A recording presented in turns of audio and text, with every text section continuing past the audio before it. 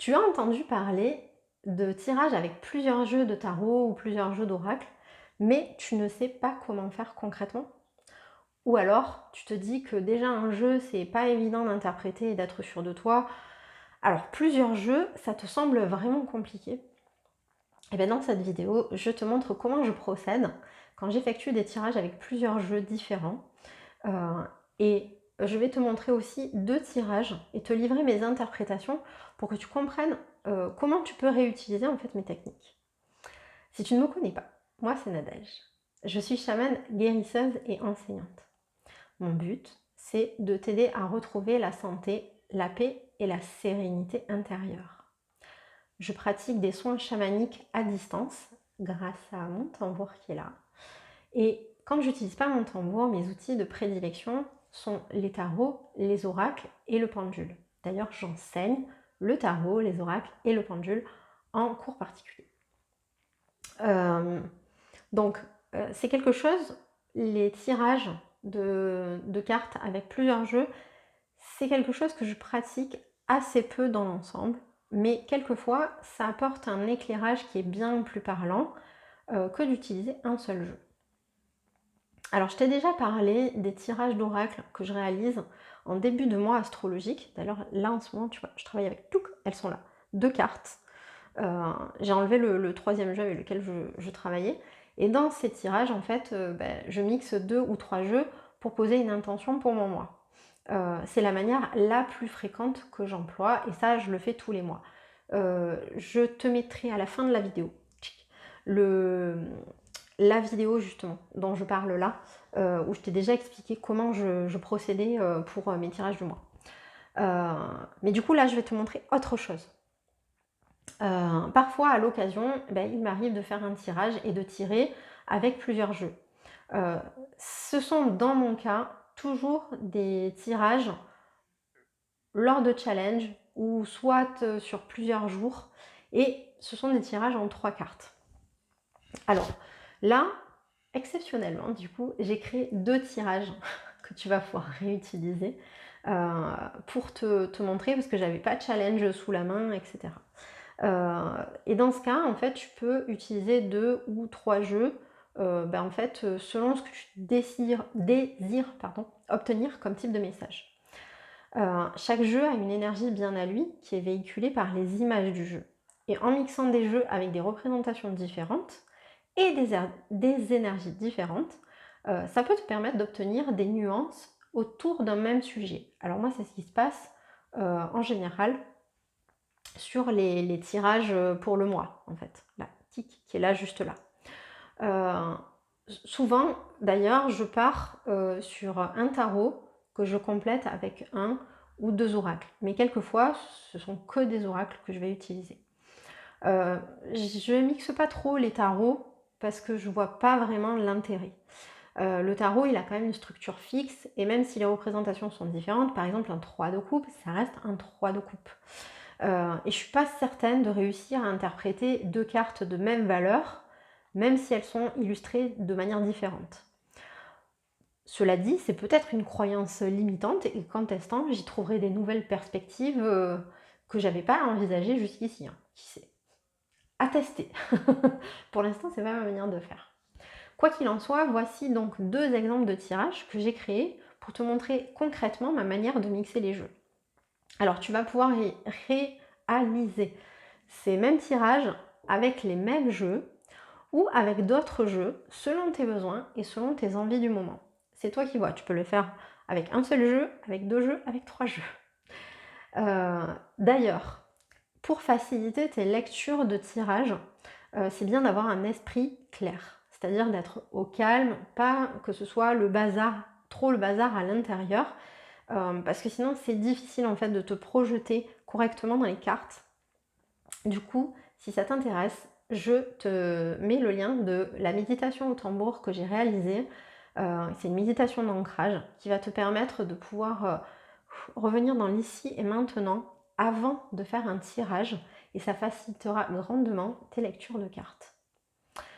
Alors, le tirage numéro 1, c'est qu'est-ce qui me conditionne, me freine ou m'influence.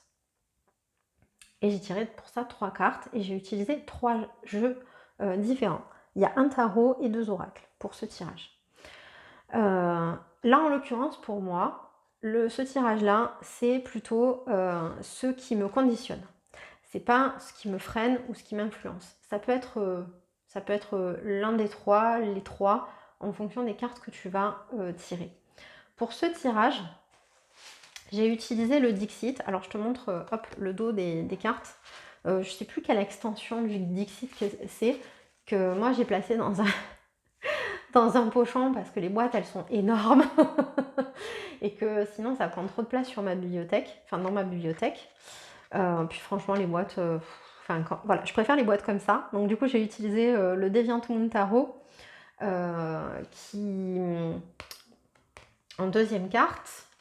Et en troisième carte, j'ai utilisé l'oracle, histoire de sorcière. En ce moment, j'utilise beaucoup l'oracle et le tarot, histoire de sorcière d'ailleurs. Donc la première carte, en fait là, cette fois, ce tirage, en fait, mes 3 cartes, elles sont venues me raconter une histoire. C'est-à-dire, première carte, elle me dit un truc, la deuxième carte, elle complète, la troisième carte, elle complète. Comme si chacune, en fait, m'apportait un élément différent par rapport à la question qui est qu'est-ce qui me conditionne, me freine et m'influence. Et c'est en ça que j'ai compris du coup que c'était plus de l'ordre du conditionnement. Alors la première carte dans le Dixit, c'est ça, c'est celle-ci, qui est... il n'y a pas d'interprétation autre que celle qui me vient en fait. Mais là en ce moment, je suis en train en effet de nettoyer plusieurs maisons.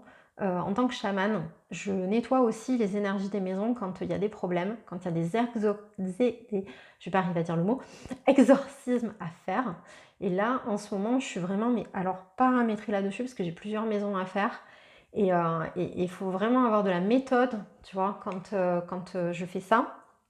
Donc voilà, du coup, ça vient de me parler en fait du nettoyage des maisons, tri des objets, des exorcismes que j'ai à pratiquer, donc à enlever les choses que j'ai à couper pour que les personnes soient bien et puissent être dans leur zone de génie. Alors la zone de génie, si tu ne sais pas ce que c'est, en fait, c'est d'être exactement dans ce pourquoi tu es fait. C'est-à-dire faire exactement ce pourquoi tu es fait. Mais justement, parfois, dans les objets, il y a des trucs pas sympas qui traînent. Il peut y avoir des entités qui traînent chez toi. Et tu le sais pas. Et du coup, tout ça, ça t'empêche en fait de t'exprimer, d'exprimer pleinement ton plein potentiel et d'être dans ta zone de génie.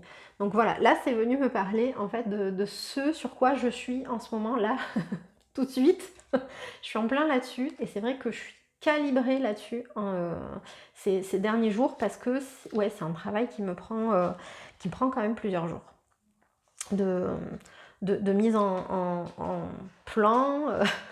Voilà. Le deuxième tirage que tu vas pouvoir faire, donc c'est encore avec une seule question. Là, c'est sur quoi devrais-je introspecter? Pour ce tirage-là, du coup, ce que j'ai utilisé, c'est l'oracle de Beltane. C'est les saisons de la sorcière. Voilà, ils ont fait plusieurs jeux. Moi, j'aime bien l'oracle de Beltane. Donc, l'oracle de Beltane. Ensuite, j'ai utilisé l'oracle de Kuan Yin. Et le tarot histoire de sorcière.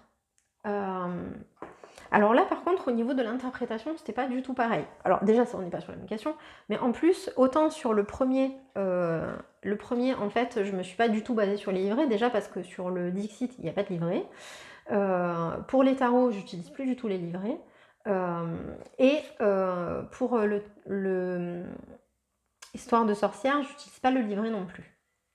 Là, c'est vraiment de l'interprétation à l'intuition, par rapport aux images des cartes. Ce que moi, ça me fait ressentir au niveau des images des cartes. En revanche, pour l'oracle de Beltane et pour l'oracle de Kuan Yin, là par contre, les images, pour moi, c'est pas forcément des images qui vont me parler ou avec une iconographie qui va me donner spécifiquement des indices sur tout ce qui est véhiculé en fait par la carte.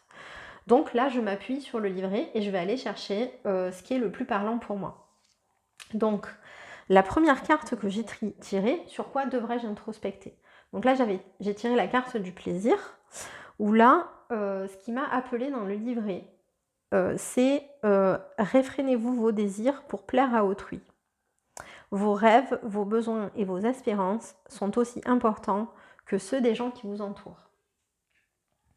Même si j'ai fait un gros travail de libération, parce que quand tu deviens chamane, tu as besoin de te libérer en fait de tout plein d'enchaînements pour pouvoir être efficace quand tu travailles avec tes clients et pour en fait que ce soit pas des projections que tu fais de toi-même sur eux.